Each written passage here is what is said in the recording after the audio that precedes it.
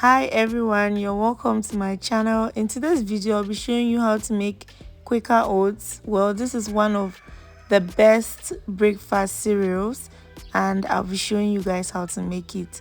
Now this is the brand of oats I'll be using. This can be sold in any market of choice, supermarkets. Just ask them for Quaker Oats and they are going to put you through.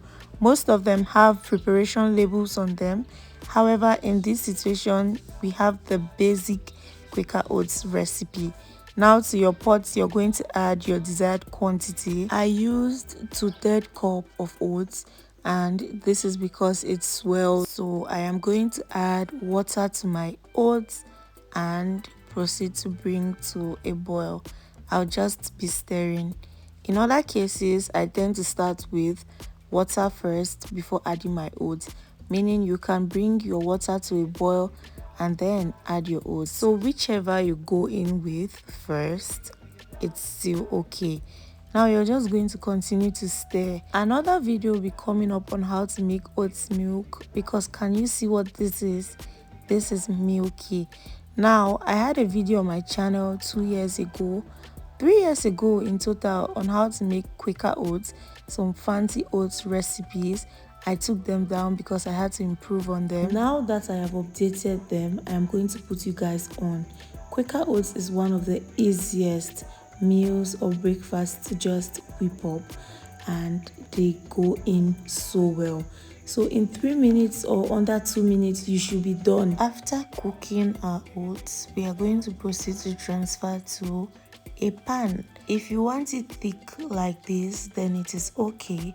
If you want it light, you can add more water in the course of cooking your oats. Now this oatmeal is so tasty. In the course of cooking, other things are often added to it, such as cinnamon, salt, but that all depends on you.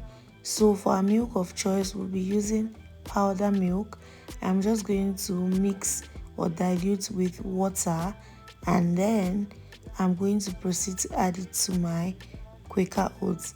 Now you should know that you can use evaporated milk, you can equally use condensed milk.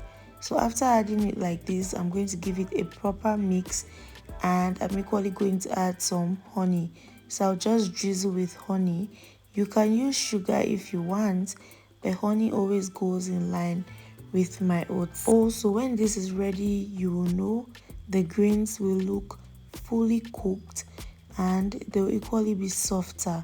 Now we are going to mix properly and proceed to serve. You can actually add anything as toppings, such as bananas, and I'll be adding bananas. Other times I add apples, but that all depends on you. In another video, I'll be showing you how to make it easily. That's the next. Thank you for watching.